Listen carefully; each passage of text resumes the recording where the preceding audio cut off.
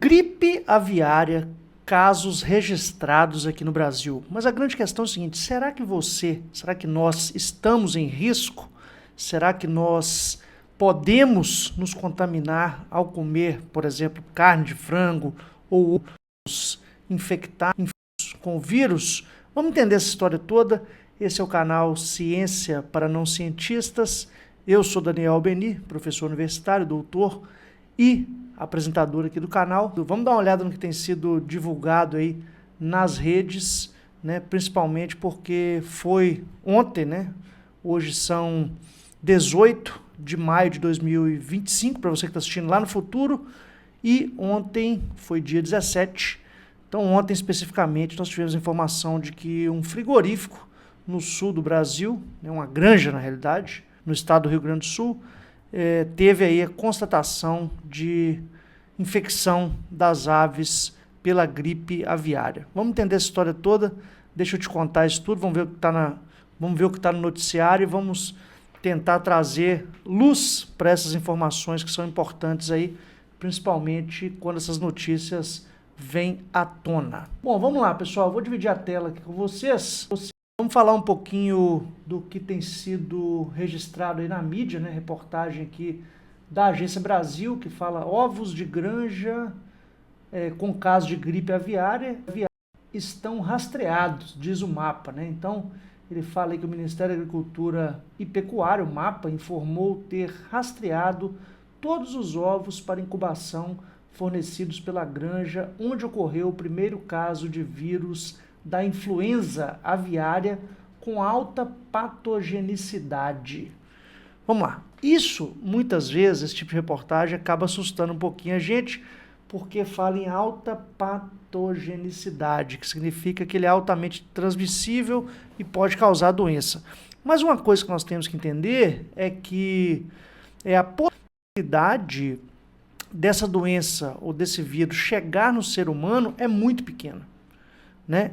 Então eu quero mostrar algumas reportagens aqui que, inclusive com depoimentos aí de especialistas, né, que falam exatamente sobre essa possibilidade pequena de que os seres humanos sejam infectados por esse vírus, né?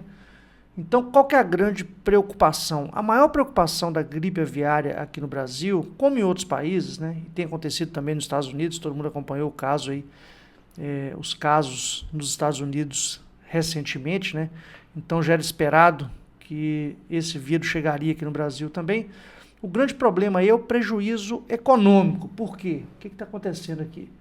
Quando nós temos, né, esses registros aí de gripe, né, aviária, principalmente, o Brasil é um dos maiores exportadores de carne de frango, né, para o mundo inteiro, para vários países do mundo, né? Tem grandes países, como por exemplo a China, muitos países do Oriente Médio, né, Chile, México, Uruguai, União Europeia, todos esses são clientes do Brasil que têm um mercado muito satisfatório de exportação, né, e depende economicamente dessa exportação.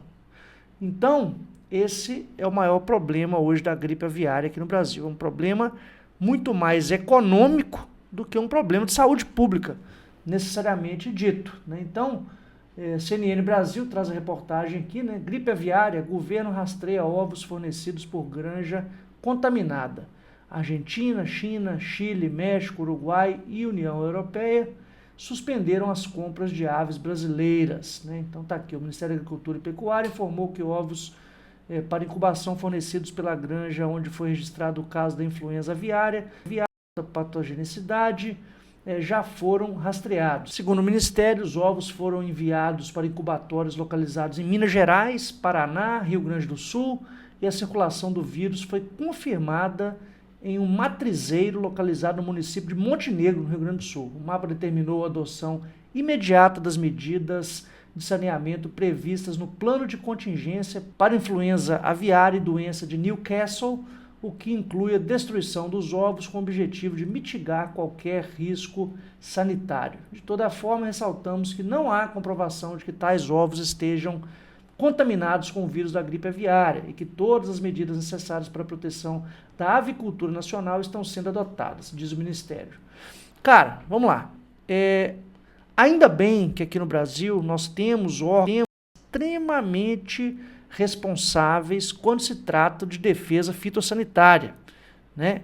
E é por conta dessa grande fiscalização e de que a coisa é muito organizada aqui no Brasil, que nós somos parceiros comerciais e conseguimos exportar, principalmente a nossa carne, para muitos países do mundo. Porque se realiza, ou se, né, as medidas, elas são totalmente... toma-se medidas para contingência de infecções e de organização do próprio sistema todo. Vamos dar uma olhadinha, vamos falar um pouquinho aqui sobre o que diz aqui o SBT News com relação a um especialista falando sobre o risco de que nós, seres humanos, sejamos contaminados com a gripe aviária. Acho que é importante falar um pouquinho sobre isso. Transmissível através das fezes desses animais. O risco para a população humana da gripe aviária, que é altamente mortal para alguns animais, principalmente essas aves que eu citei, é você manipular fezes ou manipular secreções ou animais mortos, porque aí você pode ter contato com grande quantidade de vírus, ainda que estes vírus não estejam adaptados à espécie humana. Qual que é o risco e a diferença da gripe comum que a gente tem? O influenza que a gente convive atualmente, o H1N1, ele surgiu da pandemia da gripe suína, chamada de gripe suína, né, de 2009. E tem outro influenza A que também circula entre os humanos, que é o H3N2, que também surgiu em 1968 a partir de uma epidemia de gripe aviária. Então, o receio mundial é que um dia o vírus H5N1, que agora a questão econômica, esse impacto ambiental, ecológico, econômico no mundo animal extremamente importante, é que eventualmente ele possa infectar seres humanos, como já tem acontecido em pequena proporção, principalmente nos Estados Unidos, e daí sofrer uma mutação e transformar num novo influenza, uma nova pandemia. Isso não aconteceu. Essa é a questão maior, pessoal. Por enquanto. Deixa eu pausar aqui, só para explicar uma coisa que eu acho que é preponderante para a gente ficar tranquilo com relação a isso aí. Risco de contaminação direta extremamente baixo, porque a pessoa teria que entrar em contato com, vamos dizer assim, excreções do animal. Né? Excreção é o quê? Fezes, né? Principalmente a manipulação desses animais, contato direto com as fezes, né? Então ele poderia estar se infectando com o vírus nesse momento aí. As taxas de infecção e as probabilidades da ave para o ser humano são baixíssimas, né? Mas qual que é a grande preocupação? Que eu acho que faz com que nós precisemos aí, né, tomar bastante cuidado. Que os vírus, eles passam por grandes taxas de mutação.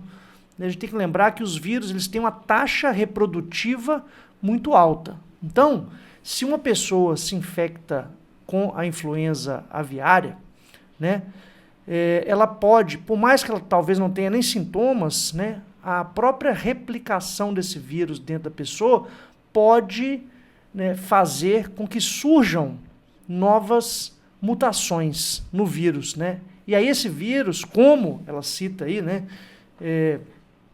H1N1, dentre outras influenzas aí, pode tornar mais agressivos, né, ao longo do tempo. Então, de uma maneira geral, nós não precisamos ter uma grande preocupação agora com a infecção direta, causa um grande prejuízo econômico, porque naturalmente, nesses locais onde foi identificada a infecção, as aves todas têm que ser eliminadas, literalmente, né? Você tem que fazer o abate de todas as aves e o rastreamento de todos os ovos, que é exatamente o que estão dizendo as reportagens aqui, né? Isso causa um prejuízo econômico muito grande e, além disso, né, você tem aí a interrupção imediata da exportação não só de ovos, né, mas naturalmente também de todos os insumos que são produzidos por esses locais aí, por esses frigoríficos que na realidade processam essas aves, né, e colocam para a exportação. Então, Então, eu espero que vocês tenham entendido, né? Eu acho que fica aí um vídeo mais para a gente entender esse processo inteiro, né? Saber que não precisamos ter pânico com relação a isso, para saber que temos um Ministério da Agricultura extremamente atuante e organizado, né? E que certamente isso, em uma ampla medida, será controlado, até porque o Brasil depende diretamente da exportação desses produtos para os países parceiros, né? Principalmente as regiões aí, e principalmente a região sul do Brasil, que é o maior produtor, um dos maiores produtores do mundo de carne de aves, né? E que exporta para diversos países do mundo. Beleza? Esse é o Ciência para Não Cientistas. Se você chegou aqui de paraquedas, caiu aí, se inscreve no canal, deixa um like no vídeo, impulsiona esse vídeo nas suas redes sociais e dá aquela moral pra gente. Eu sou Daniel Albeni e te espero no próximo vídeo. Tchau, tchau.